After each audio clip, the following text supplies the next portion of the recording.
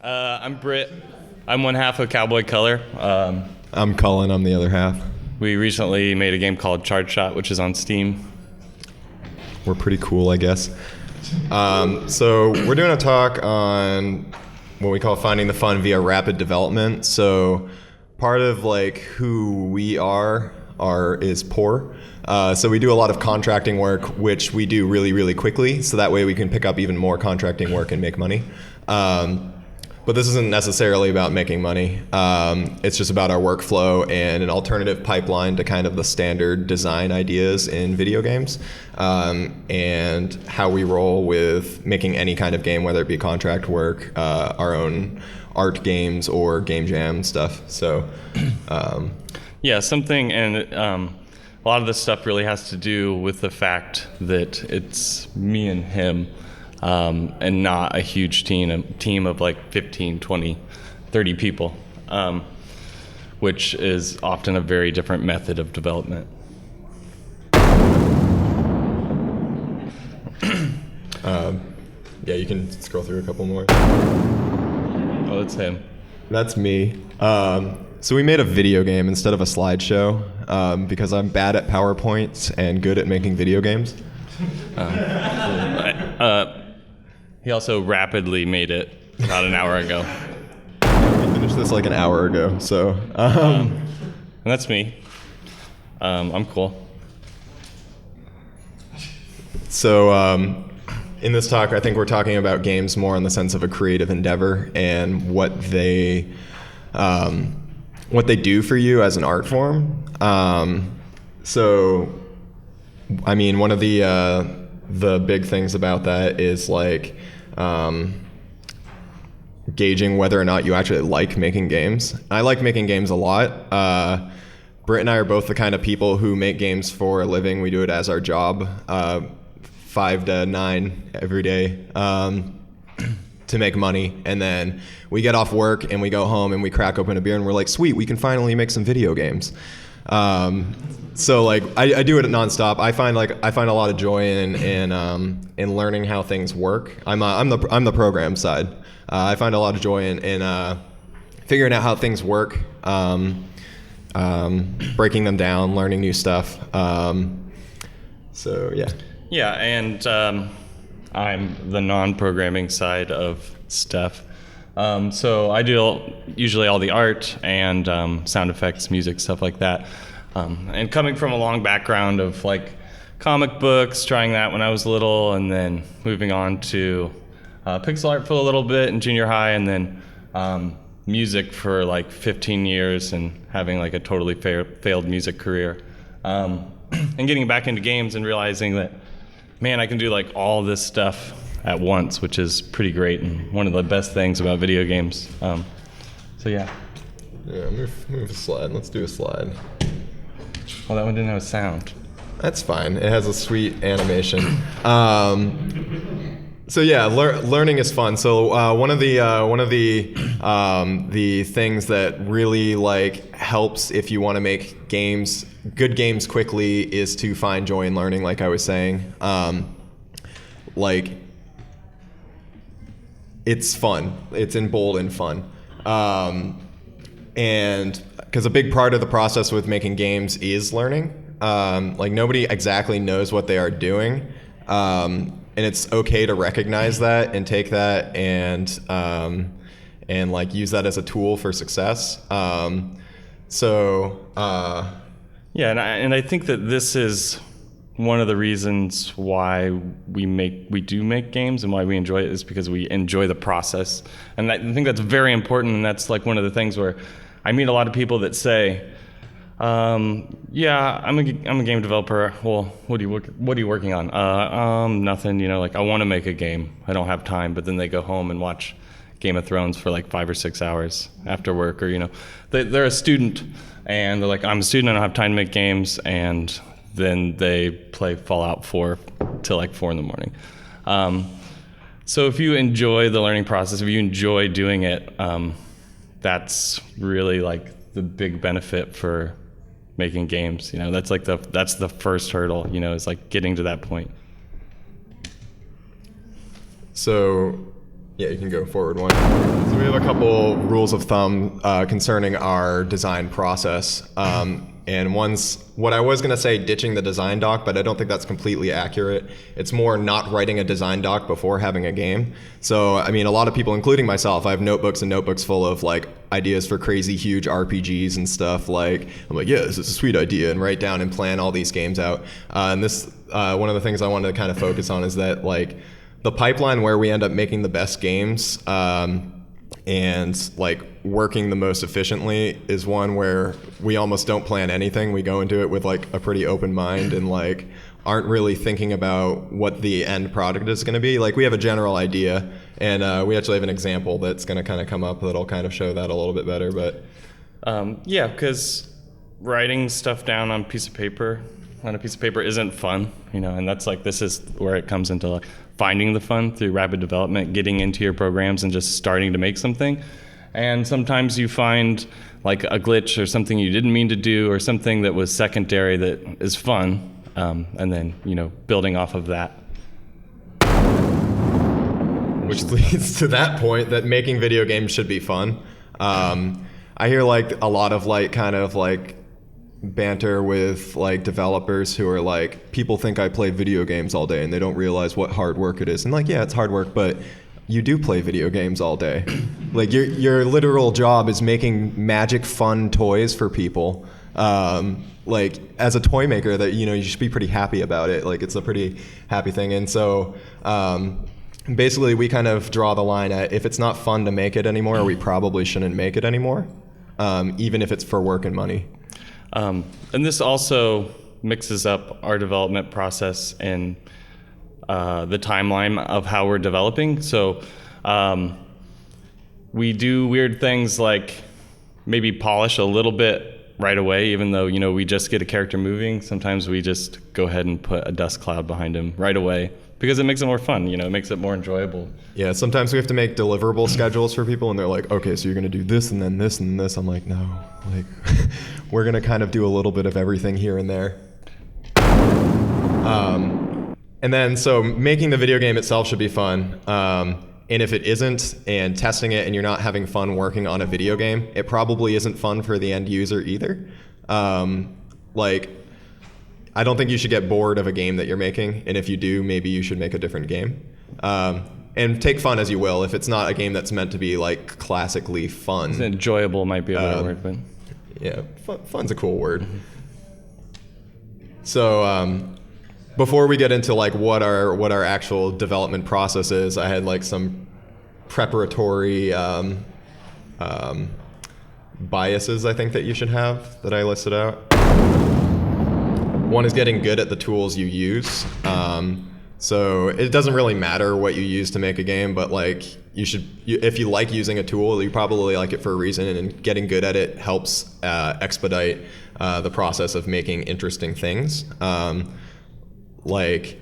for me, I work with Game Maker Studio a lot. Gets a lot of flack or whatever, and I love it. It's great. It's the best. And I've gotten to the point where pretty much I think anything that I could imagine making, I can make with it, with limitations, and maybe I'm just not creative enough to imagine something that I can't make. But I've worked on it, and I work on it all the time in my spare time. I'm at the point where I can make a like basic bare bones platformer in like 15 minutes tops, like getting all the physics and stuff working and animations and whatnot, just because I've done it over and over and over again. Yeah, and there's a lot of people who say certain things about certain programs. Like there's a lot of Unity people that say, oh, you can't make professional games with Game Maker, but you absolutely can. And yeah, it's not about what you use. It's, does your tool let you produce what you want, and is it easy and enjoyable for you? Can you learn it? Are you comfortable with it? All those things help. It's the end product that matters. And the process of doing it being enjoyable. So don't get hung up on what tools it is, just as long as you like them. So that kind of leads me into iteration. The reason I'm able to make a platformer in 15 minutes is because instead of taking my prior code base or whatever, design base for something, and copying and pasting the parts that I know I'm going to need. Every single time I make one, I make it from the ground up and try and do it as quickly as I can. I literally like race against myself. I'm like, all right, I'm going to get the platformer done in 8 minutes this time. And I do it as fast as I can, and I do it over and over and over again. And what this does for me is gives me a really, really good understanding of how my program works and how my game works and why it works a certain way, and also keeps me consistent. So if you practice doing the same thing over and over again, you can expect similar results.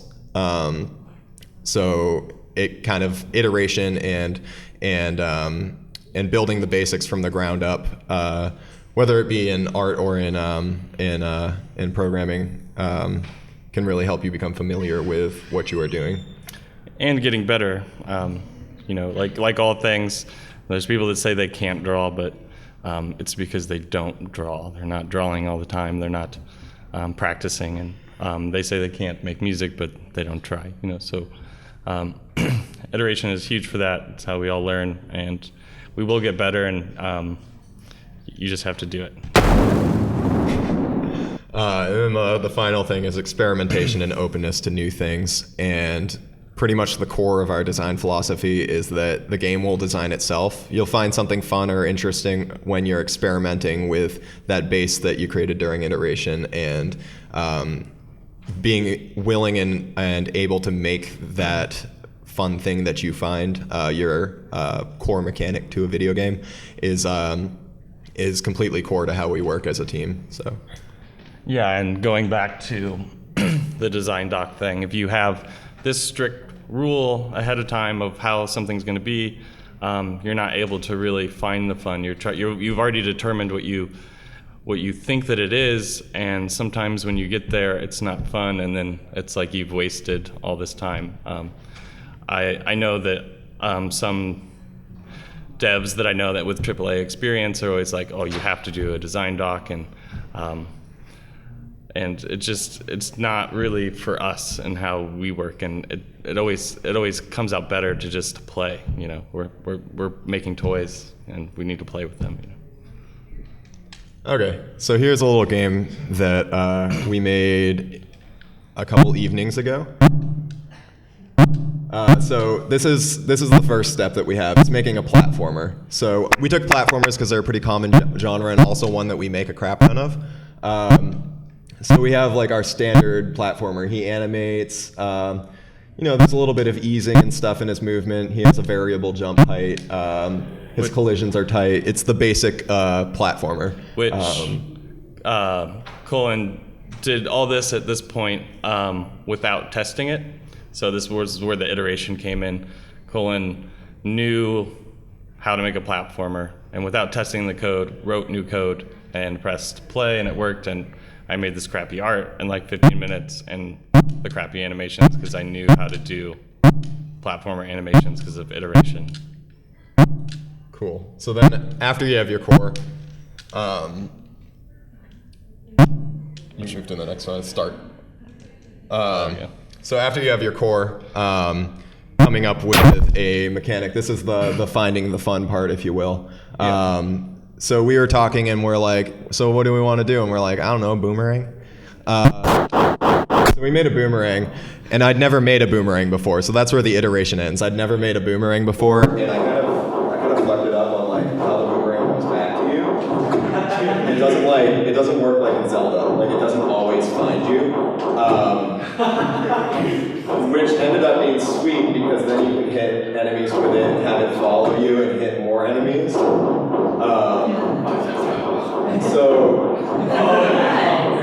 So we let our screwed up boomerang physics be our main mechanic, and this became combo rang. So that's the hook phase. That's finding the fun. Is we were like, let's make a boomerang. The boomerang itself wasn't gonna be the fun thing. It's how the boomerang works, and the way the boomerang worked on accident. We didn't mean for that to happen. Yeah, because it was fun to run away from it. I had the preconceived notion I was going to be making a puzzle game with a boomerang, but it became a like extreme combo game with a boomerang. Sometimes during rapid development, you mess up and the sound gets played from. So the next stage is the polish stage.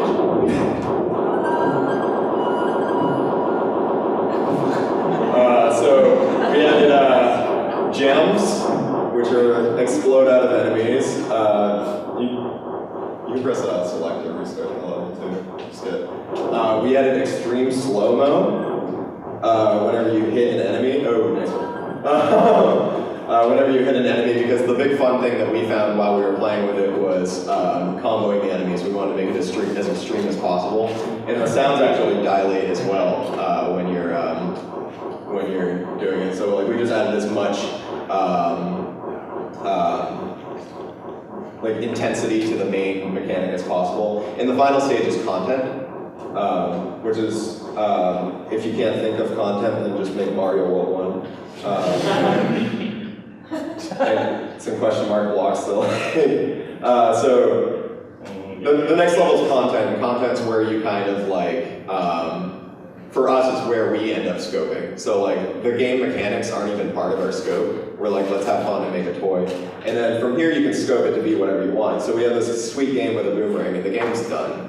And all that's left to do is to add in content. So we could have gone and been like, let's make a Mario World sized super platformer, or let's make a presentation for GX3, so we did that one. There's no real end goal to this level, we just want to make something neat for you to look at. But at this point, like, this is where you start making a design doc, is use the design doc to design your content. Because your game's finished, and as long as, you're willing to continue doing content, the game can become as large or little as you want it to be. Yeah, and if we just had a design document in the beginning, then we would have been like, okay, we want an inventory system with a level up, with level ups and crafting, and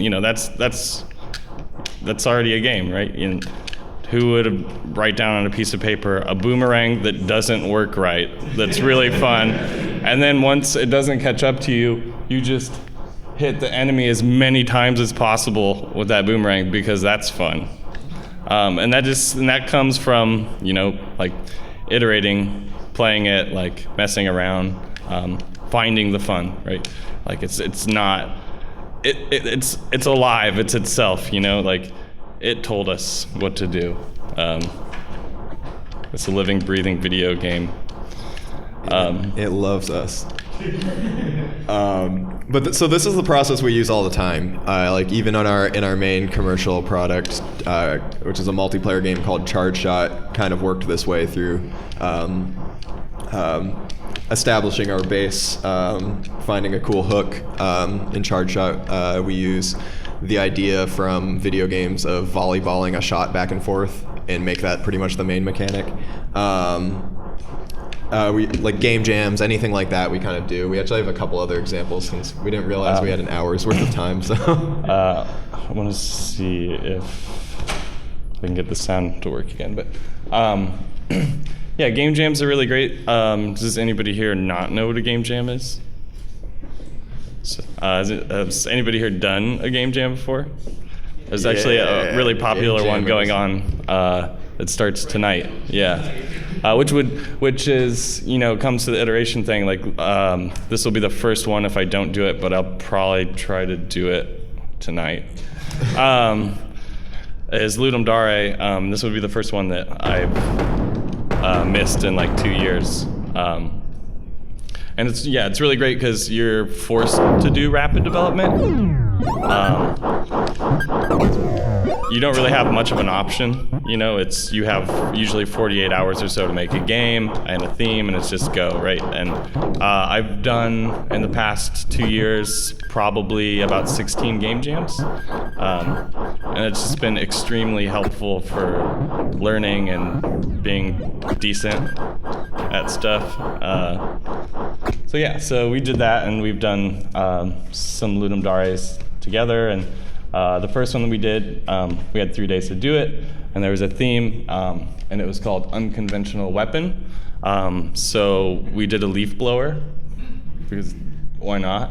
We just looked at each other and said leaf blower, and then go. Yeah, so as soon as Unconventional Weapon came up, we looked at each other, we said leaf blower. Question mark winky face, and then we're like, sweet. So we like platformers. We love platformers. So when we started, we got the leaf blower in. And one of the first things that we did was, I made these trees and I made them wiggle, and we made the leaf blower interact with the trees. Like before there was enemies, before there was a level, just because it was fun. It was like we want to enjoy the process, so that's why we just do things like not necessarily in a very specific order. We start polishing and making things enjoyable right away, and then playing, because if you have something that blows you back, because it's it should blow you back because it's fun and it's a video game, it should also blow you up.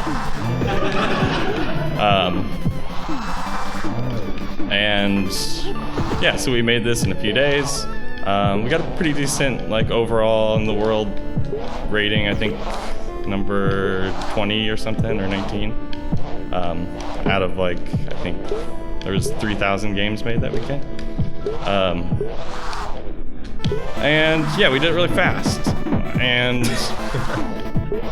it's cool, it's not something that we would probably have just thought about and written on a piece of paper, and we just do it as fast as possible, just go. And a lot of this also works. I've done game jams with a lot of people, and a lot of them have been really great and really fun, but we just, finding somebody to work with, I think, is pretty important too. We don't really have to talk about a lot of stuff. We just kind of know and are connected in a way. It's like if anybody plays music and, they're familiar with playing music with people, sometimes you play music with somebody and, you just look at each other and you can just jam. So that was 2 Ludum Dares ago, and then so that we could do a little something different, we did a top-down game with vector art, and this was last time. Yeah, we didn't really know what we were going to do, we just kind of did it. We're like, let's make a game about experiences. So the theme was you're the monster.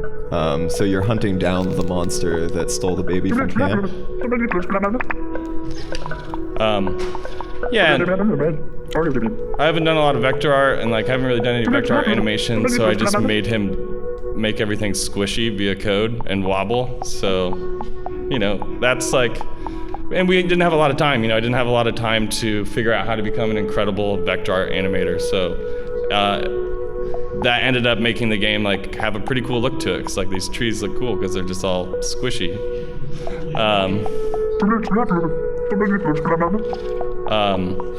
Besides that, you have a bow and a dash, and that's pretty simple and pretty basic mechanics. But it's this is a lot to do in 3 days. There's actually a pretty decent amount of content, and that's just because of all the iteration that we do.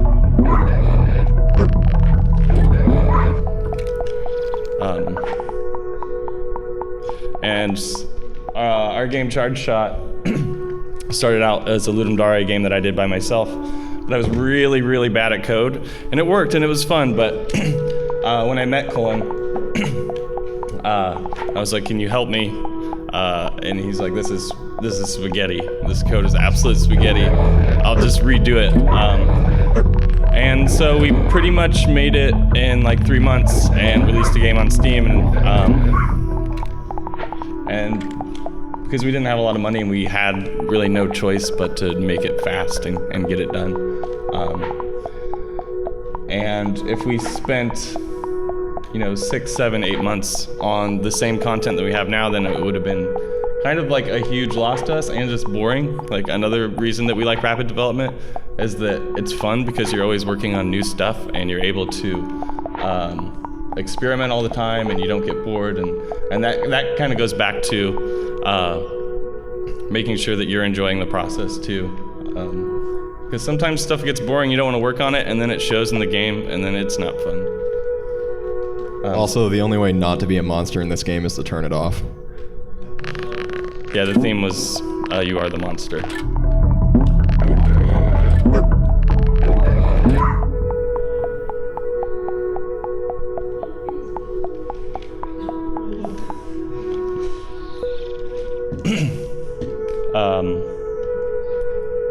Does anybody have any questions about stuff? Yeah. All right, I wanted to make you the monster. I didn't want to make you terrible.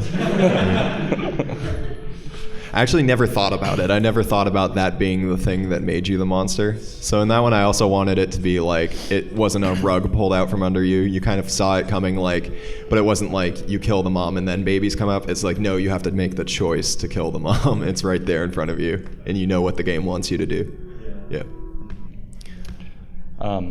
Any other questions? Yo. Do you have any weird, specific to gaming tricks that you use a lot? Yes.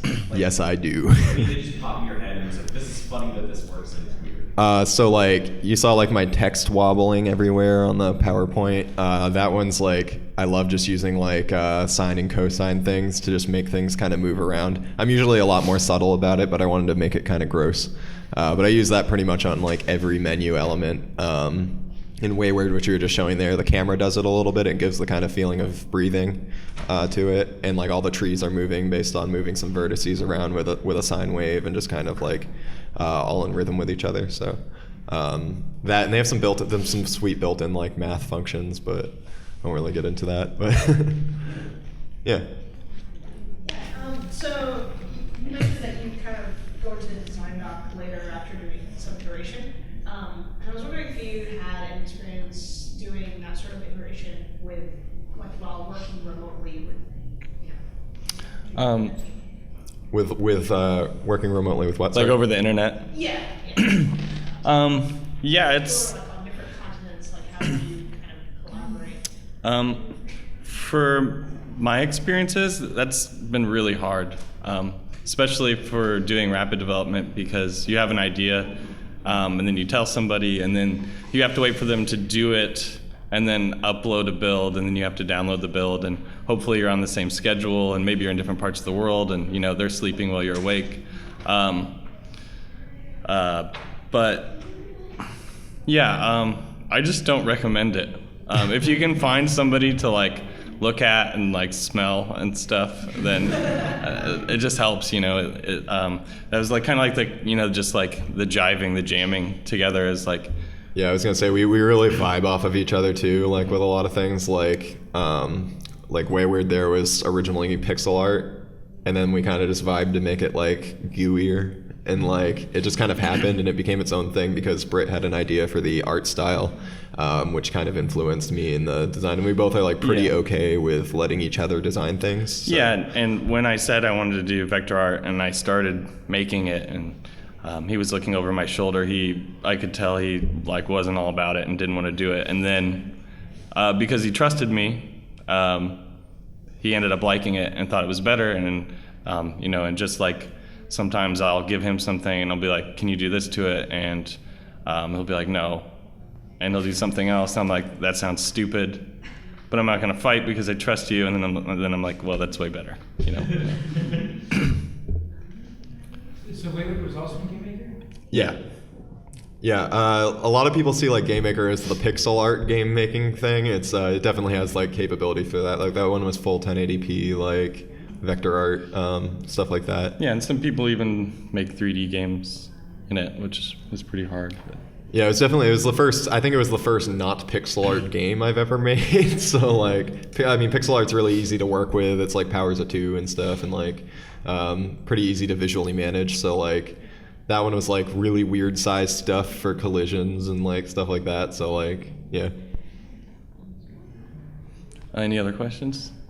Does that have to use Game Maker much? Is it hard to optimize it to get it to run well, or do you usually keep things simple enough? So it depends, and it keeps getting better. I know when Ouya was a thing, we were working on a game for Ouya, and it ran like butter on the computer, but when we tried to put it on the Ouya, it was running at half the frame rate. But we found a way. Yeah. Well, I mean, at the same side, the original Mario Bros was a 70 kilobyte file or something, 40 years. And our game looked like the original Super Mario Bros. So why can't this run on a high tech Android thing that came out years after the NES? And we learned how to optimize it, and Cullen continues to learn how to optimize things. And a day later, it was running really good on the Ouya, and yeah. That's part of why I'm here. I like to make go make C++ engine and do all the little low level stuff that takes forever and all that. Yeah, it's fun. How can I think different and actually make something which show off. Yeah, GameMaker definitely streamlines the process a lot. It can be a little bit dirty in the ways that it like mechanically deals with things, but if you're pretty good at figuring out and profiling things and figuring out what's slowing something down, then it's pretty easy to optimize. Yeah. So as long as you figure something out and then your game runs well and it's fun, then you did it. When you guys do like the rapid development, like you ever like give yourself like a certain goal when you do those games like within a week or something like that? Like, Yeah. main goal or We had a 2-player game called Sumo Pucky, which is basically bumper boats meets air hockey. I don't know. But our thing was like, we're bored, we have a weekend, let's just finish something in a weekend. So like time restrictions, usually those come from like game jams or like self-imposed game jams.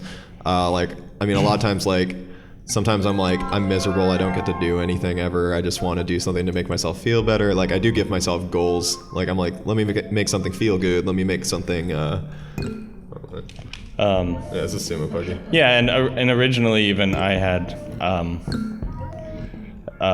started to try to do this. Again, I was trying to program, but I'm bad at it. And like a couple hours later, I was like, Cullen, will you just please help me?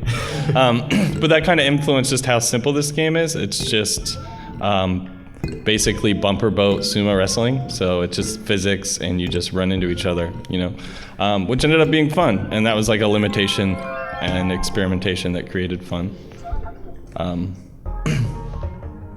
Yeah. As soon as we have a half hour, I was wondering if everybody would like to do a design exercise. It's very simple. The basic idea is you take tic-tac-toe and then you make an alteration to it. It's funny, we were actually talking about that last night. It's not very complicated. Everybody in the room can make their own variation and share it. Yeah, let's wait a few more minutes and then I'm fine with that, yeah. you have about 10 more minutes. Okay, 10 more cool. minutes? 10 more minutes. Okay. Any other questions? Or feedback or anything? Arguments? Okay, yeah, go. So how do you find ways to like iterate faster? Like say you're in the middle of a loop and you're like, this is not going as quickly as I want. Make it simpler. Yeah, we generally like try to keep a pretty simple stance. Like we take like a overarching genre or something like, or even perspective maybe, or like platformer perspective or this and that. And I think it's literally just like practicing making those things and knowing exactly how to make those things. Like, like I have like my whole sequence of things that I do every time I make a platformer. I'm like, got to set up this, and I've planned ahead already. So, I mean, by not having a design doc, I don't mean not planning ahead and like keeping in mind what you're going to be doing with something. I just mean not like strictly designing a game then making it, rather designing the game while you make it. But definitely practice, I think, is the best thing with getting faster at iterations. Yeah, and for me, I always try to just make pretty simple art so that I can do it fast, because I just want to see it in the game. Like I want that reward, and for me it's like addictive to just get something done and then just see it moving around. Like that's what I want to do. I don't really consider myself an artist. I just like to make things like a lot. And I want to see them get better and better. And like usually I can just do that by stacking a bunch of simple stuff. Can you show some gameplay from Charge Shot? Yeah. Also, Charge Shot is in the main, or in the hall, the arcade hall. We have it set up there if anybody wants to come play it. Don't do the GamerX one because I can't. We don't have 2 controllers. Oh, okay. Just do like a regular build. I don't even if you know. have one. I don't know what that is. I can't right now. Actually, sorry. Actually, you can do bots. Yeah, you can do bots. So yeah, Charge Shot was, Dwyer game. It was just supposed to be like a small little game, and it got a little bit of attention. We like made a demo, and it got some attention, and IndieCade invited us to E3. So we're like, oh, we better like put this on Greenlight, and then like just make a game. And so we just made it really fast. So like normally you'd play with friends, but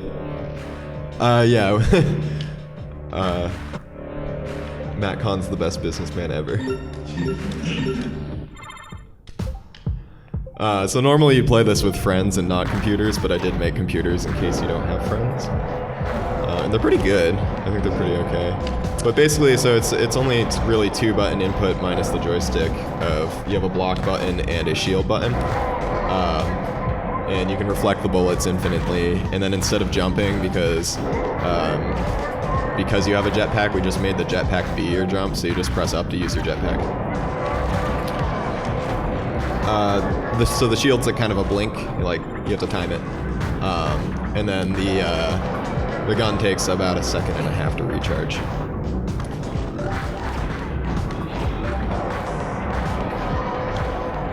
Actually really, really easy. I was like, so when I was scheduling out the rest of the stuff I wanted to do by release, I gave myself like 2 weeks for AI, and I finished it in an evening.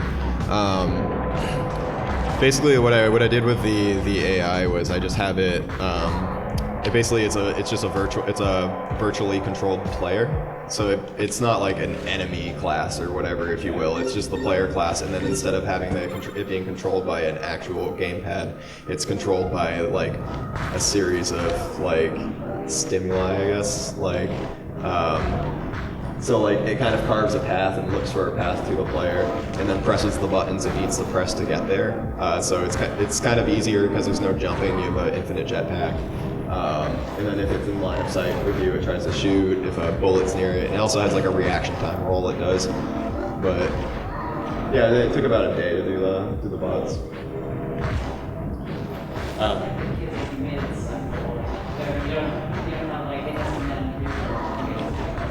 Yeah, it's like, I mean, really what I did was I just think about like how I play. I'm like, all right, if I want to go up, I press up. So I'm like, this AI has to press up now. Most of the process was just tweaking after I kind of figured that out. And like players aren't very good at this game either. So like I made the bots kind of not good at it. At first they were way too hard because they were like perfect. But they have a reaction time and they kind of try to press the button as fast as they can, but like they miss a lot. Sometimes they shoot themselves, like just like real players. It's like real life. Yeah. Where'd you get the sound powers from? What's that? How'd you make the sound powers from? So I made the music, and actually one way to make that process really fast is it's all loops, and then we're triggering the loops depending on the game. So I didn't have to actually arrange the songs. I would just stack up loops that I would make, would play beats and melodies, and then they're triggered in the game, and that also made it kind of better because it's dynamic with the game, and it was faster for me. And as far as the sound effects go, I actually let my buddy make the sound effects for this game, and I make music with him sometimes. The easiest way to do something quickly is to have somebody else do it. Yeah. So what's the iteration of this like? Like where, like when you started this, like you had a prototype, but like you play it, what was the early version of this, or like what changes were made, or like this original game? So I mean, it was based off the Ludum Dare game. I can't really tell you Britt's process on that. So I basically made a like picture perfect. It behaved the same exact way as its Ludum Dare game, except for with clean code. And then we're like, it'd be cooler if there's more inertia to this, and we just kind of slowly started adding like polishing and changing things, and adding new graphics. And then we're like, oh, it'd be cool if the waterfall in the middle of this level made the bullet go downwards. And then like basically everything in this game is just like is just content because we had the core done pretty early. Yes. So instead of a bunch of there's a couple different game modes, but instead of like tons of options of how to change the game that a lot of multiplayer games have, we just made every level change the existing mechanics slightly, and that was another fast and fun way to do something. Yeah, it was like during especially like the level design, like that's definitely content, and it was just like most of our development process was really fun because we just got to make really fun things happen all the time. Yeah, and for the art, I chose to just kind of paint with pixels instead of do really clean pixels, and I think it kind of fits the aesthetic. It's gritty and it looks pretty cool, but yeah, I just would basically throw pixels and like loosely glob them in and just kind of refine them instead of spending a lot of time making like this really clean, neat pixel art. Because it's faster and I'm lazy.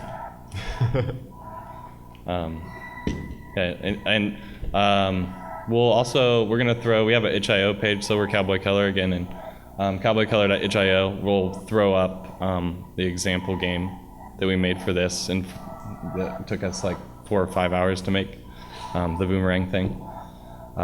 So yeah, we're pretty much up on time, huh? Do you have any more questions? One more? Yeah, go ahead.